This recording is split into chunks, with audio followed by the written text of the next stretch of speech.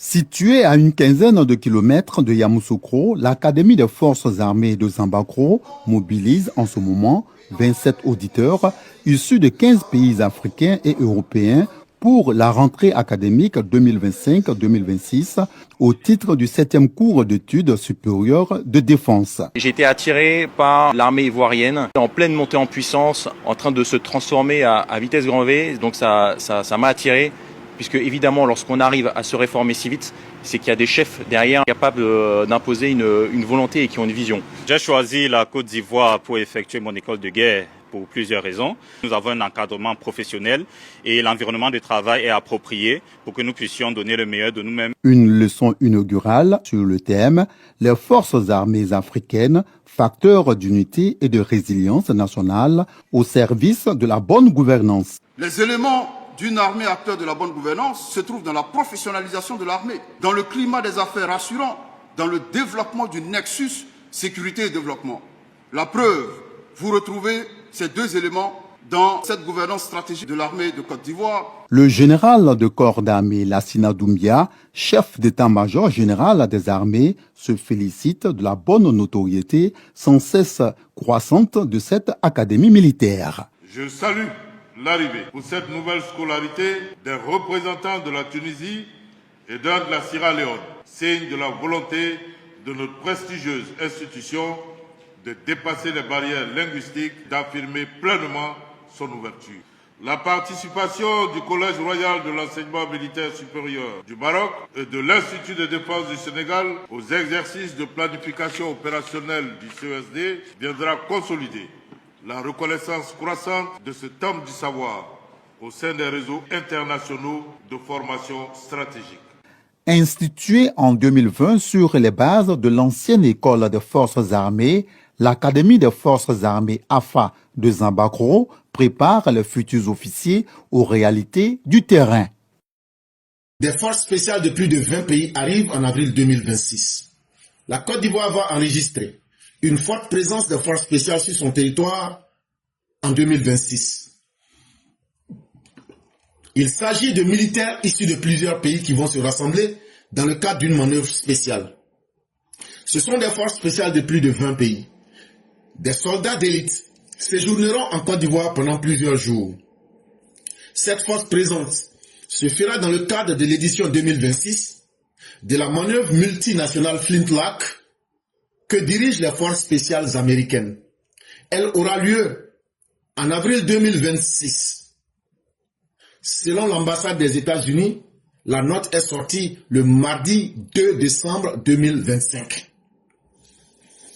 Chers parents, Côte d'Ivoire que vous voyez là, quand on dit aux gens de ne pas s'amuser avec Côte d'Ivoire là, hier, l'ambassade des États-Unis qui est à Abidjan là, ils ont fait sortir une note pour informer le monde entier que les forces spéciales là, tout le monde connaît les forces spéciales.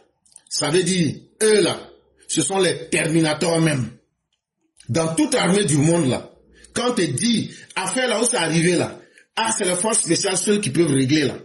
Les forces spéciales là, quand elles vont en mission là, on leur dit, ta première mission peut être ta dernière mission.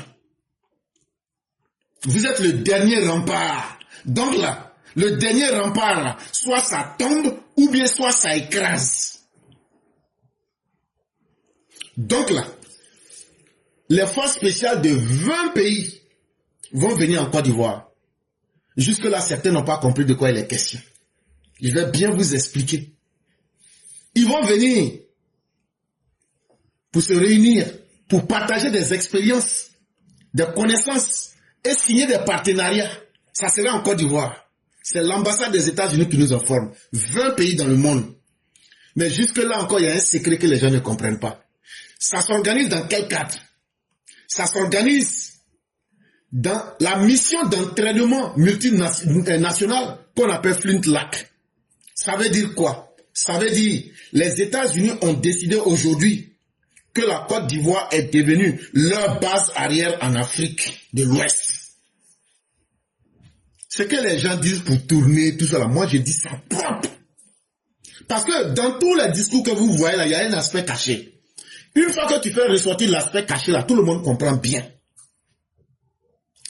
À travers cette note là, l'ambassade des États-Unis dit de dire à tous les pays qui sont en Afrique de l'Ouest que nous avons choisi la Côte d'Ivoire. Le commandement américain des opérations spéciales des États-Unis, AFRICOM, dit que la Côte d'Ivoire est leur première base arrière en Afrique.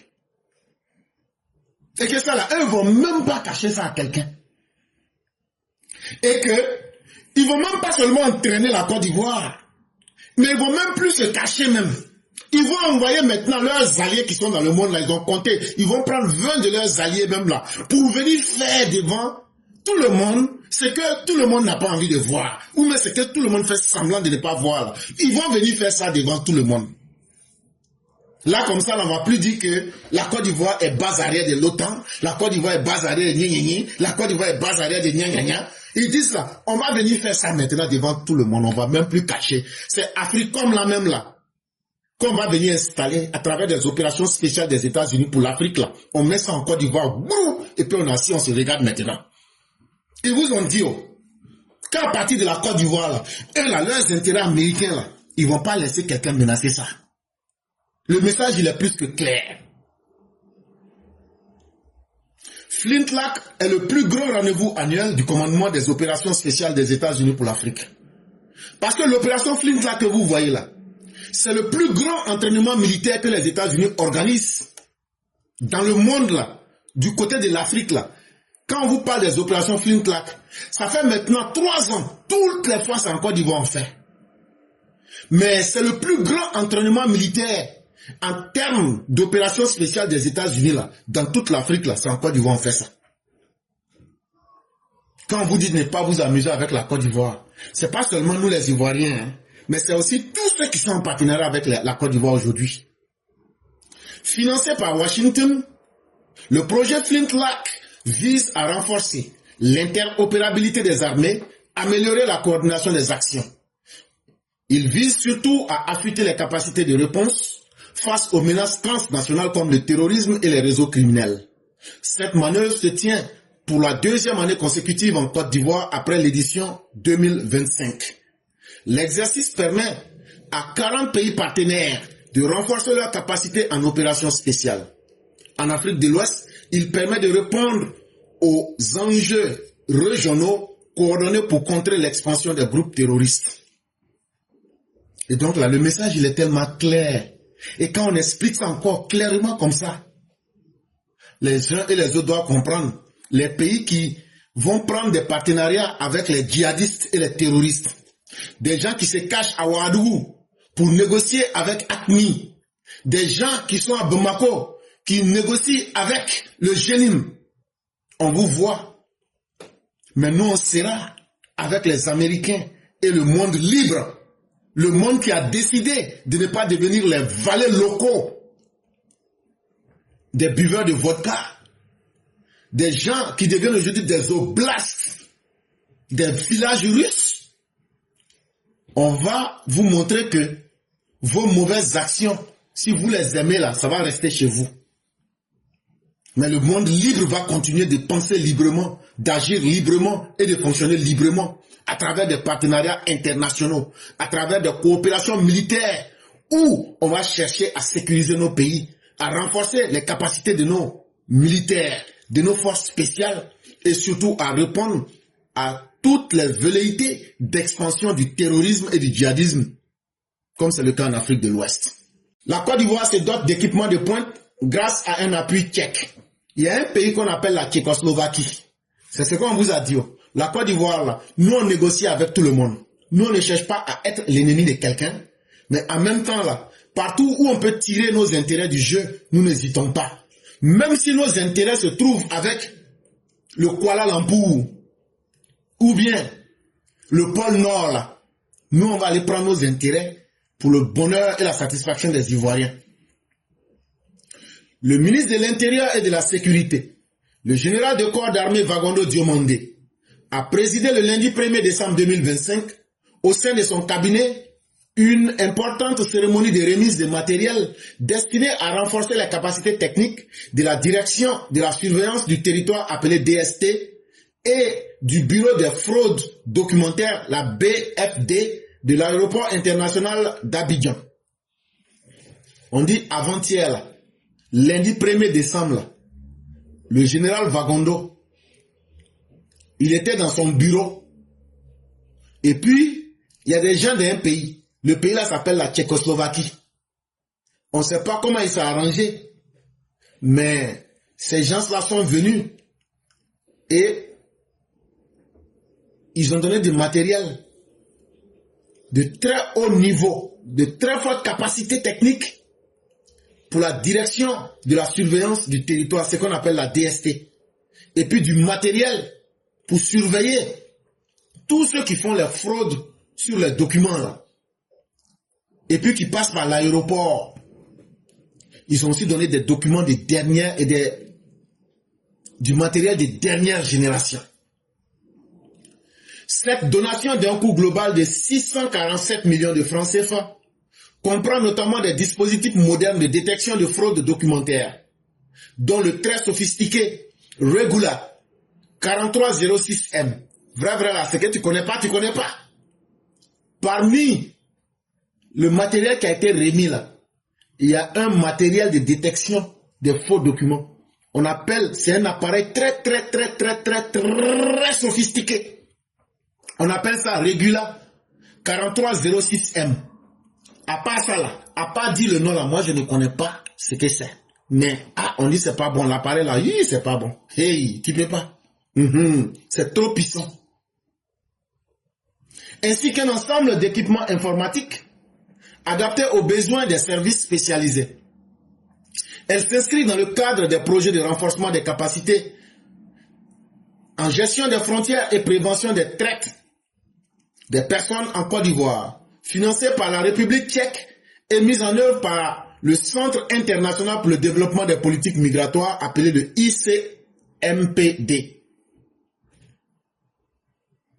Donc ce n'est pas simplement la République tchèque, mais c'est aussi un partenariat international. C'est dans un partenariat international. À travers le Centre international pour le développement des politiques migratoires, que cette activité a eu lieu. En prenant la parole, le ministre Vagondo a tenu à exprimer la profonde reconnaissance du gouvernement ivoirien à l'endroit de la République tchèque et de l'ICMPD pour ce soutien stratégique. Il a souligné que les équipements de haute technologie constituent un atout majeur pour son département, notamment dans la lutte contre la fraude documentaire, l'immigration irrégulière, la traite des personnes et l'ensemble des menaces transnationales qui pèsent sur la sécurité nationale. Selon lui, cette dotation permettra d'améliorer significativement la capacité de contrôle aux frontières et de consolider la politique de protection du territoire ivoirien. Maintenant, c'est là le général Vagondo est sorti et dit, vous les Tchèques là, avec l'institution internationale là qu'on appelle ICMPD là, il dit vraiment non, on vous dit merci. Merci pour ce que vous nous avez donné. Parce qu'il y a beaucoup de Burkinabés, de Maliens, les Boukiliens, avec les Boukis. Boukis, ça veut dire chien, qui viennent prendre les faux papiers, et puis ils disent qu'ils sont ivoiriens, et puis ils s'en vont caler là. Ils disent grâce à tout ça, on va pouvoir les détecter maintenant. C'est à cause des gens, les Camerounais, les Boukis, et puis les Mabouliens là. C'est à cause de vous, on s'en va chercher les trucs comme ça. C'est à cause de vous, là, on s'en va chercher les trucs comme ça. Des lamentins baveux du désert qui s'en vont, ils prennent les papiers des gens, et puis ce sont les gars maudits là. Ils se vont prendre les papiers de leurs parents qui sont morts là. Ils vendent ça aux Boukis, aux Mabouliens et aux Camerounais. Vous pensez qu'on ne sait pas? Vous pensez qu'on ne sait pas? Donc maintenant là, et après c'est eux qui vont en Europe, c'est eux qui vont aux États-Unis pour dire oui, je suis ivoirien, alors que c'est des faux papiers. C'est tout ça là maintenant on va détecter. Quand on va à Bra1 là, on va dire bon faut donner ton papier là. Quand on va mettre là, on voit ça en même temps, ça sort à l'ICMPD. On dit ça là c'est un faux papier. Il n'est même pas ivoirien même. C'est à cause de tout ça là on a fait ça. Et puis les djihadistes qui se cachent là pour faire les faux documents, on va vous attraper aussi. Les terroristes qui se cachent là pour fonctionner sous multiples identités là, on va vous attraper aussi. Donc là, ce qu'on vient d'avoir là, c'est pas petit de...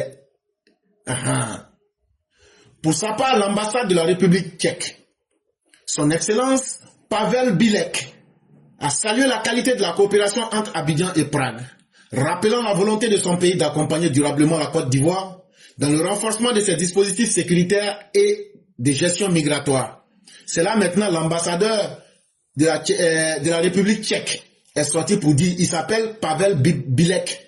Il dit, ah, vraiment, lui-même il est content que Côte d'Ivoire là, vraiment Dieu même s'est trompé pour nous mettre en Afrique. Sinon, vraiment Côte d'Ivoire même là, c'est un pays même, vraiment, on ne devait même pas être à côté des gens là quoi, voilà. Il dit, à côté là, ça sent trop. Mais vraiment vous, Dieu vous a aimé, hein. Il dit de vous dire ça. C'est l'ambassadeur de Tchèque là qui a dit ça. Il dit vraiment, Dieu vous a aimé, Dieu vous a béni comme ça. Donc là, ne vous comportez pas comme les autres là. Ceux qui se cachent. Et puis ils ont attrapé, la semaine passée là, en Algérie là, ils ont attrapé 5 Maliens. Ils se sont déguisés en moutons. Et puis maintenant, ils se sont cachés parmi des moutons et puis ils sont en train de ramper à la frontière de l'Algérie parmi les moutons. Mais les Algériens les ont attrapés et puis les ont... Maintenant, quand ils les ont attrapés, là, ils étaient en train de faire 4 pattes, non, comme moutons, non. Maintenant, ils ont mis les fourrures, tout ça, là. Quand on les a attrapés, maintenant, on dit, bon, levez-vous. Quand ils se sont levés, là, ils sont dans leur accoutrement, là, et puis tu les vois comme ça, maintenant, et puis ils sont en train de marcher. Mais c'est ça, là, qui est la révolution. C'est ça, là, qui est souveraineté, là. Mais c'est très bien, continuez. Ne soyez pas intelligents, hein. Quand on vous dit la vérité, là, ça vous fait mal. Mais la vérité, là, c'est pas... Le problème, c'est pas la vérité. Le problème, c'est pas celui qui dit la vérité. Le problème, c'est vous-même. Mais nous, on va vous dire ça. Donc là, c'est contre les gens comme ça, là, on s'en va chercher les appareils sophistiqués, là, pour les attraper. Ils vont rester dans leur Maboulistan. Ils vont rester là-bas à Boukikro. Et puis, ils vont bien vivre là-bas. Et donc, les Tchèques là disent qu'en tout cas, qu'ils vont continuer à soutenir la Côte d'Ivoire contre les réseaux criminels. Ils vont continuer de protéger la population et puis faciliter la mobilité internationale de la manière la plus sûre. Que tous ceux qui sont en train de mentir là, que ce qu'ils ont donné à la DST là, et puis le BFD, l'outil de performant là, que ça va faire mal. Hein. Que ça va faire mal même. Mais ce qu'on peut retenir, c'est qu'un pays qui s'inscrit dans les partenariats internationaux est un pays qui s'en sort toujours dans la lutte contre la criminalité transfrontalière et dans la protection de ses propres frontières.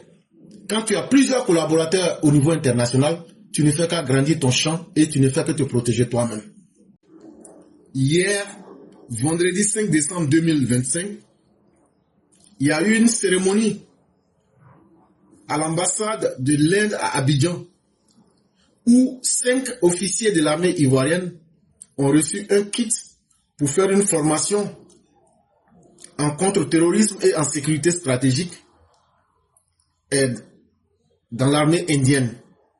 Donc vous voyez combien de fois la Côte d'Ivoire multiplie ses partenaires, diversifie ses partenaires. Cela ne peut rendre que la Côte d'Ivoire forte et cela ne peut que mettre les Ivoiriens que vous êtes en confiance et surtout relever l'image même de notre armée comme une armée ouverte, moderne et efficace. Sujet numéro 1. Coopération militaire. L'Inde envoie de nouveaux officiers ivoiriens en formation. Comme je vous le disais, hier, 5 décembre 2025, l'ambassade de l'Inde qui est en Côte d'Ivoire, là, ils ont fait une cérémonie là-bas. Et pendant cette cérémonie, le gouvernement indien a donné une bourse d'études à 6 officiers ivoiriens. Et donc, pendant 1 an, ces 6 officiers-là, eux, ils vont prendre de la formation avec l'armée indienne. Et ici, ça peut aller même jusqu'à 15 personnes. Mais dans le cas précis ici, c'est 6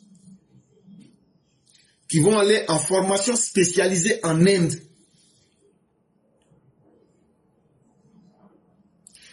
Et le reste, eux vont rester à Abidjan, mais vont faire leur formation à distance. Mais c'est quelle formation ils s'en vont faire même? Ils s'en vont pour faire une formation en contre-terrorisme. C'est-à-dire tout ce qui est technique pour caler ça dans la gorge des terreaux là. Ils s'en vont pour faire formation de ça. Et puis, ils peuvent aussi faire la formation qui est basée sur la sécurité stratégique. Ça, c'est un aspect beaucoup plus global. Donc, c'est très important. Imaginez une armée ivoirienne qui a l'expérience parce qu'elle fait des formations avec les armées américaines. Je vous ai dit bientôt en avril, on fera la plus grande démonstration d'entraînement américain en Afrique de l'Ouest et en Afrique même. On a déjà parlé de ça. Imaginez une armée ivoirienne qui se forme avec les Français. Imaginez une armée ivoirienne, je crois que je vous en avais parlé. On a encore des officiers qui doivent bientôt partir en Chine pour des formations avec de nouveaux appareils. Je vous ai aussi parlé de cela. Imaginez une armée ivoirienne qui se forme avec les Indiens. Imaginez une armée ivoirienne qui est avec aujourd'hui toutes les grandes nations du monde. Et donc ça veut dire que la formation même que cette armée a est une formation multidimensionnelle. Est une formation diversifiée dans tous les sens. Et ça ne peut que rendre cette armée-là puissante. On ne base pas notre coopération sur une seule personne ou bien une seule partie du monde.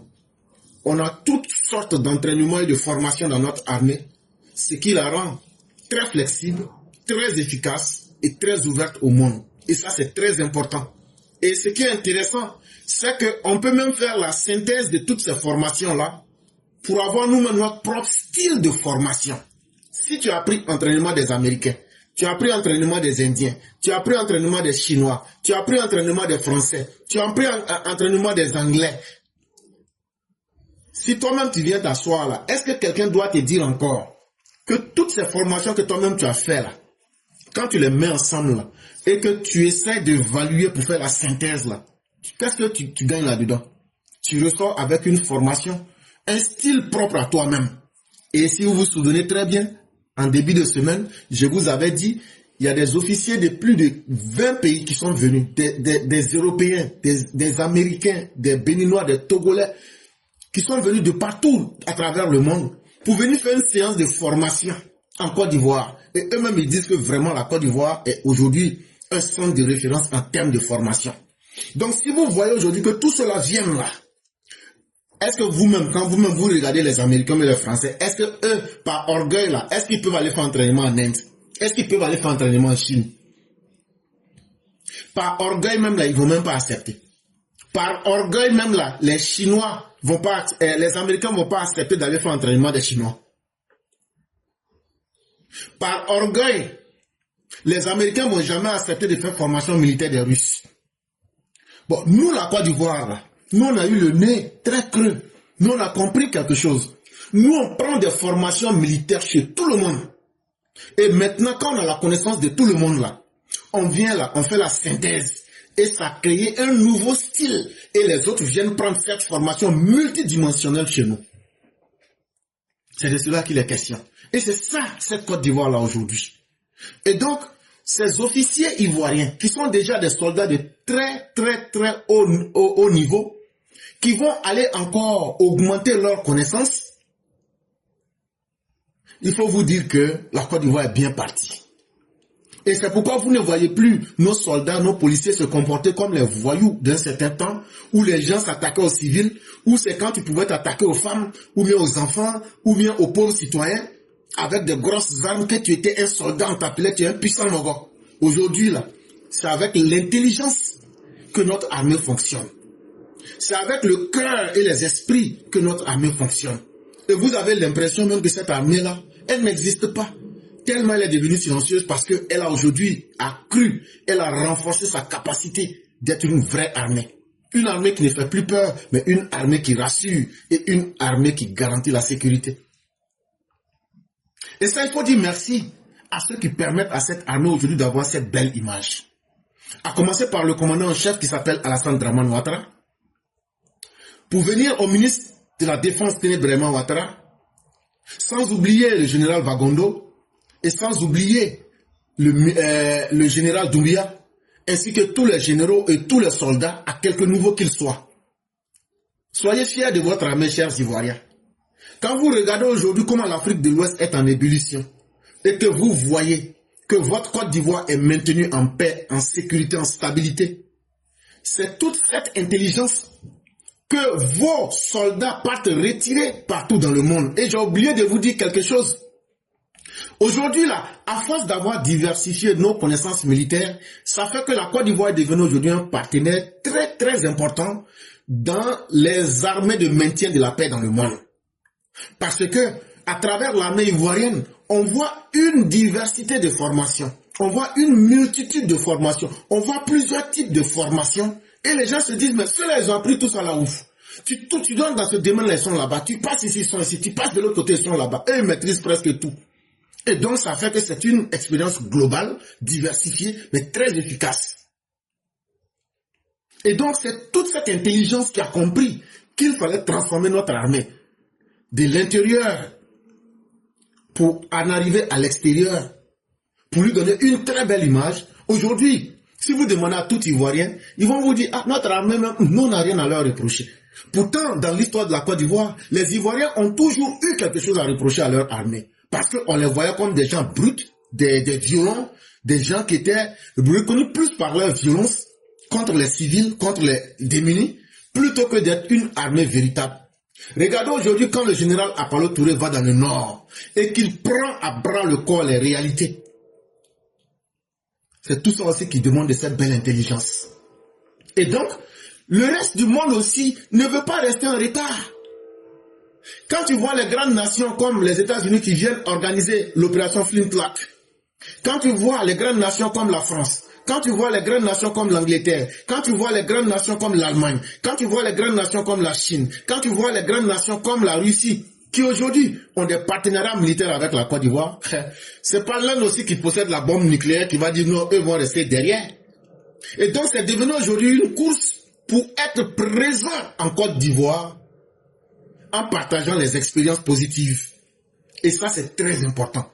Et ne vous trompez pas, les diplômes qui sont délivrés dans le cadre de ce programme-là, ce sont des MBA qui sont financés par le gouvernement indien. MBA, maîtrise en gestion d'affaires. Master of Business Administration. Donc ne vous amusez pas. Nos militaires que vous voyez là, ce sont des gens qui ont une tête. Ce ne sont plus des gens qu'on prend, on dit qu'il faut savoir tirer seulement. C'est des gens même qui réfléchissent plus que tirer. Là où ils tirent, là, ils ne loupent pas leur cible.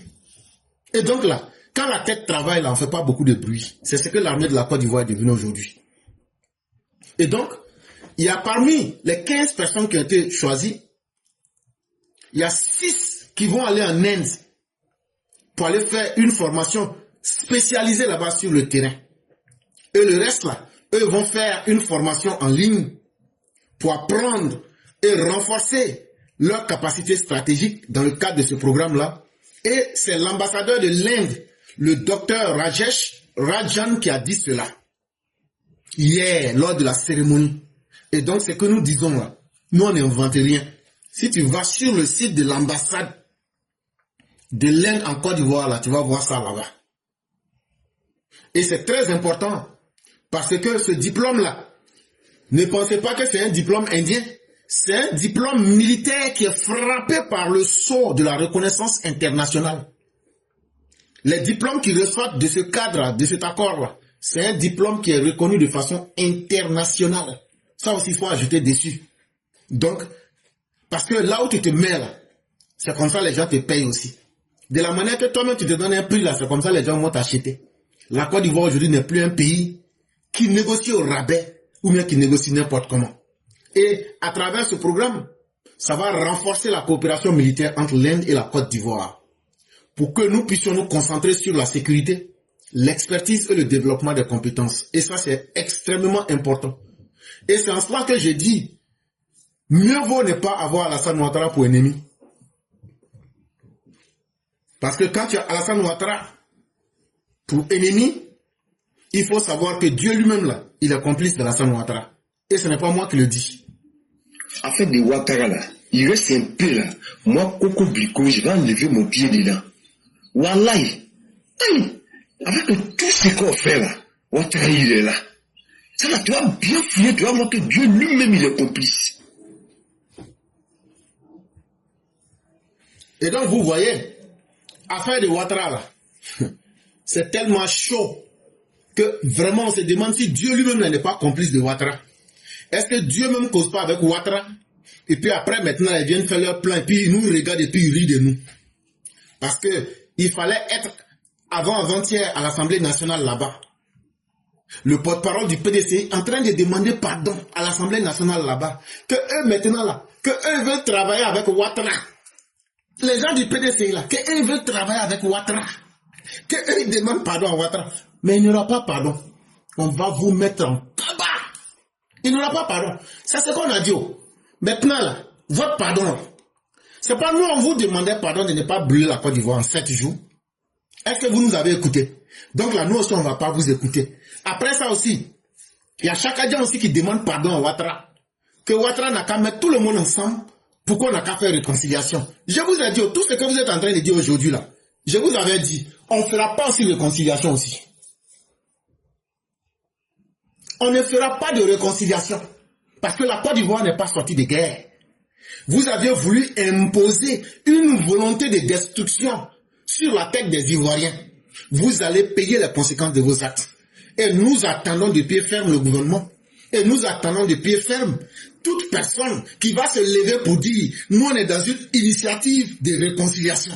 Nous on est dans une initiative de chercher à dialoguer. On va lui demander, pays là, la partie qui appartient aux Ivoiriens, là, n'ont qu'à donner aux Ivoiriens.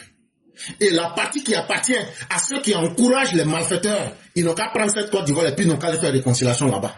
Parce que réconciliation, on a tellement fait ça que pour la première fois, on a eu un ministère de réconciliation. Il n'y a pas de forme de réconciliation qu'on n'a pas essayé. Cette fois-ci, là, maintenant, là, on va essayer vérité, justice, réparation. Ça, là, ça marchait en Afrique du Sud. Ça marchait en Bosnie-Herzégovine. Ça marchait en Yougoslavie. Ça marchait au Rwanda. Ça marchait en Afrique du Sud. Ça, là, nous, on n'est pas bêtes. Des modèles qui ont marché là, je vous ai donné 5 pays. Et le modèle que vous voulez que la Côte d'Ivoire fasse là, ça n'a jamais marché et ça ne marchera jamais. C'est pourquoi aujourd'hui, puisque vous avez encore échoué, on n'a qu'à vous donner encore le temps. Vous allez encore réapprendre de vos erreurs pour qu'en 2030, vous nous serviez encore quelque chose qui soit pire. Alors là, si on accepte ça, c'est que c'est nous les idiots. Donc là, il n'y a pas pardon dedans. Il n'y a pas pleurer dedans. Chacun est garçon. Si vous aviez réussi votre coup là, est-ce que vous allez accepter pardon? Donc là, nous on ne va pas accepter votre pardon. Quand votre Chakadjan a dit qu'en 7 jours il a mis ces djihadistes là, est-ce que ça n'a pas conduit à la mort d'un gendarme? Quand vous allez ressusciter le gendarme là, et puis la douleur de sa mort là, transformer ça en plaisir là, c'est là qu'on va vous écouter. Ou bien les parents des gens que vous avez fait tuer avec votre maître Laurent Gbagbo là, vous ressuscitez toutes ces personnes. Là, maintenant, on va essayer de voir si on peut accepter votre pardon ou pas. Je voudrais vraiment vous dire que, voilà, c'est saluer les communications qui ont été faites ce soir. Elles sont vraiment denses et elles touchent vraiment les vrais problèmes. Je pense que de l'autre côté, ils sont en train de vraiment nous amener à une situation qui nous arrange, quoi. Et donc, la stratégie observée, elle est tellement performante en réalité, mais c'est comme une main dans un gant de vélo. J'observe que le pays est bien tenu, extrêmement bien tenu, et je n'ai pas de doute que le futur va être aussi bien tenu. Bon, c'est normal qu'ils se manifestent comme ça, parce qu'ils ne voient pas la voûte qui est au-dessus d'eux. Ils pensent que les hypocrisies autour de nous peuvent vraiment les sauver. Ce que tu dis, je te rejoins parfaitement. Il faut absolument que maintenant le destin du pays soit complètement mis à l'abri. je passe tout mon temps, en tout cas, à rencontrer des gens. Et je vois que il y a beaucoup de personnes, quand ils donnent des opinions, très souvent c'est parce que ils sont encore dans la peur du passé, ou bien ils se disent qu'est-ce qui va se passer après, mais en réalité ce sont des gens qui connaissent pas grand-chose. Donc je pense que le président de la République a réussi quelque chose de très très fort,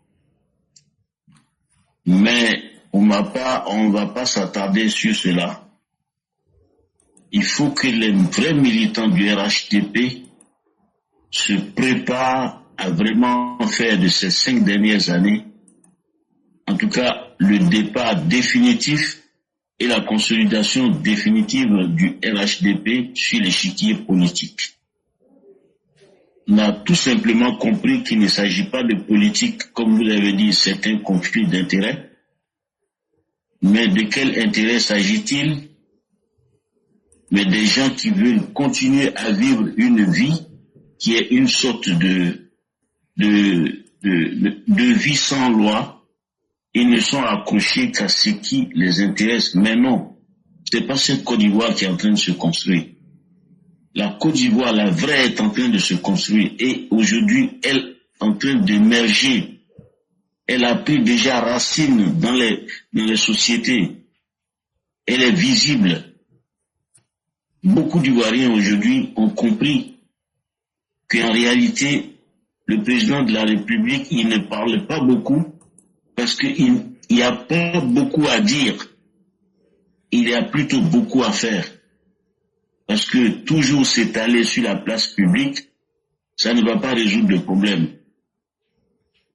Mais je note que les consciences, en fait, les mentalités sont extrêmement touchées. Et c'est le gros problème du RHDP. Et il y a beaucoup qui se sont réfugiés dans le RHDP par malignité pour se mettre à l'abri. Mais Dieu merci, nous sommes en train de les identifier. Nous les identifions et j'entends les propos des gens. Effectivement, ce que vous dites ce soir, c'est ce que des gens de bonne moralité observent aussi. Les personnes qui ne sont pas vraiment de vrais militants, mais qui sont dans l'arène politique, sont perçus. Et nous n'attendons qu'un petit moment pour les éjecter et pour continuer. Il faut dire que ceux qui sont venus nous rejoindre n'ont pas encore compris, en fait, feignent de ne pas savoir, d'ignorer leur vraie place. Et cette lutte-là, on va la mener, nous serons obligés de la mener. Récupérer notre pays, c'est très essentiel. Nous sommes un pays hospitalier, mais nous ne sommes pas un pays qui accepte n'importe quoi. Quand vous aviez parlé de l'analphabétisme, effectivement, et pour mettre ça dans un contexte global, la Côte d'Ivoire aujourd'hui est devenue une sorte de vase qui prend les problèmes des autres. Et ça ne peut plus continuer. Sinon, on n'aura pas d'indicateur pour apprécier notre progrès. Parce que tous ceux aujourd'hui qui pensent qu'ils sont en train de progresser, en réalité, ils font récupérer leurs problèmes par la Côte d'Ivoire. C'est la même chose au Mali, c'est la même chose, comme on appelle, en Guinée et autres. Ils sont plus en Côte d'Ivoire, donc ils ne voient pas les vrais enjeux, les vrais problèmes de leur société. Ils pensent que les petits progrès qu'ils font, et c'est parce qu'ils peuvent, ils sont maintenant en capacité de rivaliser avec la Côte d'Ivoire. La Côte d'Ivoire les absorbe, mais nous ne pouvons plus continuer à absorber. Et ça, vous avez vraiment touché à travers l'analphabétisme ce problème aujourd'hui. Oui, il faudrait que nous soyons vraiment prêts pour ce combat, pour ce troisième mandat, ce deuxième mandat de la Troisième République, parce que c'est là où il y a le problème. Je vous assure que sur le terrain, je vois que les Ivoiriens vraiment sont en train de travailler et il faut vraiment saluer cela. C'est pas peut-être perceptible comme ça de loin, mais la réalité est tout autre sur le terrain. Et il va falloir continuer à toujours soutenir nos populations, à les galvaniser. Et je pense que c'est comme ça que nous allons réussir ce combat, en tout cas dans la dynamique que le président a mis en place sur le terrain. Et vous avez une Côte d'Ivoire au travail, et ce qui me réjouit étonnamment, ce qui me réjouit, et c'est à juste titre, vous voyez aussi que beaucoup d'Ivoiriens, surtout de la population normale, s'en sortent quand même. Les gens, ils arrivent à donner un sens à leur vie. Il faut continuer donc à enseigner à nos enfants qu'il n'y a pas de progrès sans, en tout cas, un engagement personnel qui est de se mettre au travail et de faire le travail quel qu'il soit, et pourvu qu'il ne soit pas du vol ou en tout cas tout ce qui est illicite sur le plan social. Donc c'est ce que je voudrais vous dire ce soir. Votre serviteur, votre frère est à Abidjan et je suis venu pour quelques jours, très bref, mais je suis dans le bain social que j'aime tout le temps, être avec les gens, voir la réalité crue, voir la réalité, en tout cas, vécue par nos populations. Oui, les Ivoiriens sont en train de vraiment prendre conscience que vraiment, s'ils ne se battent pas pour prendre leur part dans leur société, ils vont être vite dépassés. Et ça, je ne le dis pas pour vous faire plaisir, c'est quelque chose que je vois à l'œil nu et c'est à saluer. Donc la manifestation qu'il y a eu aujourd'hui à Bobo, ça a été vraiment un vrai succès. Ça montre qu'effectivement, il y a effectivement une vraie lutte au sein de l'appareil. Il y a une vraie lutte, mais c'est normal, parce que le RHDP est en train de petit à petit vraiment se restructurer. Ce n'est pas chose facile. Les quelques années que nous avons eu à souffrir, et je vous ai précisé d'ailleurs tout de suite, depuis 1970, la Côte d'Ivoire se cherche. La Côte d'Ivoire a été vraiment illicitement attaquée, anormalement. La Côte d'Ivoire, les gens n'ont pas été reconnaissants avec la générosité ivoirienne, mais ce n'est pas bien grave. C'était le destin de ce pays. Mais nous avons compris que nous devons nous arracher à tout ça et puis normaliser notre pays. C'est notre responsabilité en tant que fils du pays. Et il faut continuer à nous encourager. Et vraiment, la justice, il faut qu'elle se fasse. Comme je l'ai dit d'ailleurs, les États généraux de la Côte d'Ivoire, nous sommes obligés de le faire. Nous sommes vraiment obligés de faire les États généraux de la Côte d'Ivoire. Parce qu'il y va de la vie, de notre vie, de la vie de nos enfants, parce qu'il faudrait que ça soit clair que cette patrie-là, ce pays-là appartient aux Ivoiriens et que ceux qui viennent nous rejoindre, nous ouvrons nos bras, mais nous ne donnons pas notre tête. Parce que l'expérience que nous avons vécue a montré qu'effectivement, la Côte d'Ivoire, si elle ne fait pas attention, la Côte d'Ivoire sera de nom la Côte d'Ivoire, mais la réalité sera dans la main des autres. Et nous n'accepterons jamais cela. Ça, ce n'est pas du tout acceptable. Donc, je vous invite, chers frères et sœurs, de toujours accompagner le président de la République. Et la lutte, elle est difficile, mais nous avons les manettes dans la main. Nous allons continuer, n'est-ce pas, à faire valoir les vraies valeurs de la société ivoirienne et de restituer aux Ivoiriens leur pays qui est convoité, qui fait des envieux et contre laquelle aussi il y a vraiment une haine farouche. Oui, nous sommes d'accord pour être pour construire l'Afrique de l'Ouest ensemble ou l'Afrique, mais nous n'allons pas partir en nous abandonnant. Nous devons aller avec ce que Dieu nous a donné, et ça, il faudrait qu'on l'impose et qu'on le respecte. Oui, il y a une lutte farouche dans le RHDP, mais c'est très important, il faudrait la mener vraiment pour pouvoir maintenant l'assainir et extirper du RHDP tous ceux qui sont pas avec nous, parce qu'effectivement, il y a des personnes qui ne sont pas avec nous, mais qui sont là que pour leurs intérêts. Cette situation des indépendants, oui, c'est toujours cette question de certaines personnes qui pensent qu'ils peuvent faire tout et n'importe quoi dans leur HTP. Et il faut jamais les laisser. Il faut continuer à les mettre entre parenthèses et petit à petit consolider autour du président de la République des personnes vraiment de qualité pour pouvoir conduire le navire avec le président de la République et après le pouvoir qu'il nous aura laissé. Dieu nous donne longue vie, la santé, et la paix du cœur, la force morale, et qu'il nous donne la force aussi de continuer à être vraiment des hommes de travail, des hommes de combat, des hommes qui sont engagés pour une cause vraie, qui est de vraiment porter le destin de leur pays. C'est ce que je voudrais vous dire ce soir. Votre frère est à Abidjan. Je suis très très heureux dans le parfum du pays, vraiment qui ne fait que m'enivrer.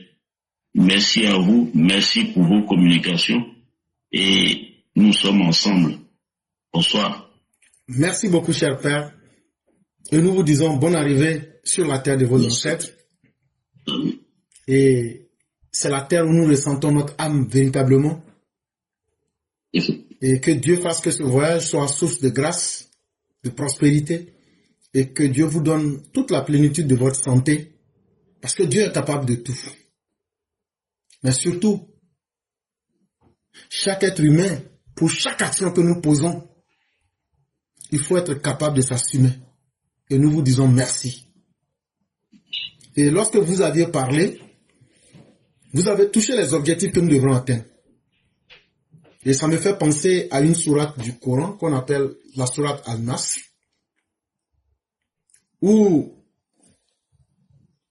au nom de Dieu le clément, le miséricordieux et le tout spécialement miséricordieux nous dit Iza ja'a nasrullahi wal fath. Lorsque tu vois la victoire et que Dieu te donne ce que tu veux, après toi, wa ara'aita nasa yadkhuluna fi dinillahi afwaja. Il y a beaucoup d'hommes qui vont venir te rejoindre. Tu vas les voir, ils vont rentrer dans la chose. Ils vont te dire tout ce qu'ils veulent. C'est parce que c'est devenu intéressant. Et donc là, ils vont venir. Mais ils n'ont pas laissé leur mauvais comportement.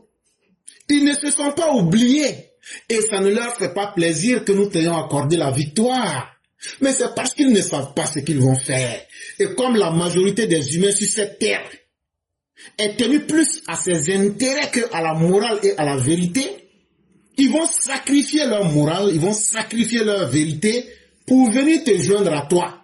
Et qu'est-ce que tu vas constater à partir de ce moment? Fasabi bihamdi rabbika wastaghfir innahu kana tawwaba. Hey, faut pas t'oublier, hein? Ils demeurent tes ennemis. Et donc là, ils vont continuer à comploter contre toi, mais ils seront maintenant des ennemis de l'intérieur. Chers musulmans, apprenez à connaître votre Coran. Votre Coran, c'est un livre de vie. Ça te conseille toi-même personnellement. Ça te conseille pour demain. Et ça te conseille comme un conseil de groupe. N'oublie pas que la victoire vient avec des ennemis intérieurs. Toute forme de victoire, selon l'expérience de Sun Tzu jusqu'à aujourd'hui au grand philosophe, quand Dieu te donne la victoire, le succès, même si c'est dans ta propre famille, tes premiers ennemis viennent de ta propre famille, ceux que tu vas nourrir. Ils n'aiment pas ton statut, ils n'aiment pas ce que tu as eu. Mais qu'est-ce que tu peux faire pour te protéger? Utilise ton intelligence. Souviens-toi de ce que tu étais hier, quand tu n'avais pas la victoire. Ne t'oublie pas toi-même. Et donc, pour ne pas t'oublier, sois constamment avec Dieu et demande à ce que, là où tu trouves tes points de faiblesse, que Dieu t'aide à te souvenir pour que tu n'oublies jamais. Parce que le thème ici, Fasabi bihamdi rabbika wastaghfir, il faut demander le pardon, mais c'est surtout le pardon pour tes faiblesses. Parce que tant que tu vas demeurer dans tes faiblesses, c'est sur ce point-là qu'ils vont jouer pour t'avoir. Et donc, demande à Dieu de te protéger et de ne jamais te faire oublier. Parce qu'en vérité, Dieu, c'est lui qui sait protéger tous les gens. Surtout quand tu tiens à ce qu'il soit dans ta vie pour te montrer ta propre faiblesse, que tu n'es qu'un homme. Ça te permettra de rester au niveau des hommes pour connaître le comportement humain et pouvoir t'en préserver. Et c'est pourquoi, chers parents, nous vous disons, ce combat que nous menons là, beaucoup sont avec nous. En réalité, ils ne sont pas avec nous, hein. Ils se font appeler, on a duré dans le parti. Ils se font appeler, c'est nous ceci. Mais ce n'est pas nous que vous pouvez distraire. Vous connaissez tous ma position contre les nouveaux infiltrés dans le parti, quel que soit leur nom. Il y a les soroïstes qui sont dedans. Il y a les racistes tropicaux. Il y a les pharisiens. Et il y a les fascistes du PDCI. En désespoir parce qu'ils ont envie de manger. Ils ont mis en sommeil leur haine. Et c'est tous ces vautours et ces chacals-là qui sont à l'intérieur de la maison. Et qui vont toujours continuer à prendre nos informations, à nous affaiblir de l'intérieur. Et qu'est-ce qui peut nous sauver? Il faut des gens droits. Des gens qui rappellent à chacun l'humanité qui est en chacun de nous. Quand quelqu'un est mauvais, on lui dit tu es mauvais. Et on l'appelle par son nom. Parce que demander, exalter Dieu lui-même, c'est être capable de dire la vérité. C'est être capable d'appeler le malfaiteur par son nom. C'est être capable d'appeler les hypocrites pour leur dire, toi là tu es avec nous mais tu es un hypocrite. C'est vrai que ça va te faire mal. C'est vrai que ça va choquer les gens. Mais on va te dire ça pour que tu saches qu'on est au courant.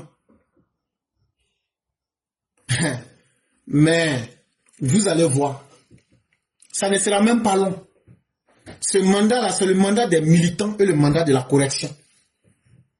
Mais ce vieux-là, grâce à l'aide de Dieu et grâce à la prière des vrais Ivoiriens, là, ce vieux-là n'aura pas honte. Mais vous avez vu comment il vous a attaché au Conseil des ministres, non? Ça veut dire, tout le conneries que vous faites là. Et puis, il vous a dit, bon, vous-même là, allez corriger. Il vous a donné la corde qu'on va prendre pour vous attacher. Il a déjà tous les renseignements, les services de renseignement ont mis ça sur sa table. Si vous voulez, je peux citer vos noms. Et puis, les plans, les financements, là, je peux tout donner. Si vous voulez, là, je vous dis, je dis vos noms, je dis ça un à un. Les gens que vous avez financés en arrière, là, je donne leur nom, voilà comment vous les avez financés. Je peux donner ça. Donc, on vous connaît déjà. Donc, comme c'est un homme élégant, là, il vous a dit, là où vous avez chié, là, les ramasser, c'est pas le bon endroit. Ça veut déjà dire que votre plan est échoué. Mais il n'y a rien qui restera sans conséquence. Et nous, là, on ne va jamais abandonner le président Ouattara. Ça, là, enlevez ça de vos têtes. Les vrais collaborateurs du président, nous, on les connaît. Les hypocrites qui sont là, vos actes le démontrent tous les jours. Que vous soyez des parvenus des autres partis, que vous soyez à l'intérieur, même vous avez fait 1000 ans, mais vous complotez sur plusieurs fronts, là, vous connaissez vous tous. Ce n'est pas vous qu'on va suivre. Parce que le combat de dignité que nous sommes en train de mener, le combat existentiel, ce combat-là, c'est la vie de millions de personnes qui sont mises en danger si nous échouons. Donc nous là, nous on ne fait pas le calcul avec l'objectif d'échouer. Parce que lisez le livre de Sun Tzu. Quand tu lis le livre de Sun Tzu, l'art de la guerre, dans l'art de la guerre, il nous enseigne une chose. Au lieu de se focaliser sur les combattants, au lieu de se focaliser sur les armes, qu'est-ce que Sun Tzu fait? Sun Tzu se concentre sur les facteurs extérieurs, comme par exemple le temps et l'environnement. Il dit non, il dit dans une guerre là, tu peux ne pas être le plus armé, tu peux ne pas être le plus stratège, mais tu peux gagner. Il dit en fonction de la géographie et du temps, quand tu sais calculer ces facteurs là, tu peux gagner une guerre. Il dit par exemple, quand deux troupes ennemies doivent s'affronter et que c'est un terrain plat où chacun a accès à son ami là. Il dit, il ne faut pas te battre bête. Il faut chercher à être dans les hauteurs. Où il y a les montagnes, il y a les collines là, il faut chercher à occuper ça. Ça te donne un avantage. Donc vous voyez que ça n'a rien à voir avec les combattants et les armes. Mais dans un environnement où c'est toi qui es le plus faible dans ce combat, dans un rapport où c'est toi qui es le plus faible, ça veut dire tu es dans une posture de désavantage là. Comme par exemple, nous autres, quand on fait politique là, quand on dit on ne cherche pas l'argent là, ça ne veut pas dire qu'on n'aime pas l'argent. Si je n'aimais pas l'argent là, est-ce que j'allais venir aux États-Unis? J'aime l'argent plus que vous-même. Mais ce que je suis en train de dire, c'est une manière de dire que avant de chercher l'argent, il faut que je sois vivant d'abord. C'est ça qu'on appelle le combat existentiel. Ça veut dire le combat pour me maintenir dans la vie. Donc quand quelqu'un doit se battre pour maintenir sa dignité, pour maintenir sa vie, là, la personne est toujours en position de faiblesse. Donc quand tu es conscient de cet état de faiblesse, qu'est-ce que tu fais? Sun Tzu nous dit, quand tu dois te battre là, faut te battre avec l'intention de mourir. Faut te battre avec l'intention que comme je suis faible là, je vais me tuer en même temps avec la personne. Il dit c'est la seule manière pour toi de gagner cette guerre là. Et c'est dans cette posture là que nous sommes. Hein. Si on a la force là, on se considère comme faible. Si on est faible, on se considère comme faible. Donc là, nous on va jamais changer. Et ce combat là, on va le mener. Les formes peuvent changer, les acteurs peuvent changer, mais on ne va jamais abandonner.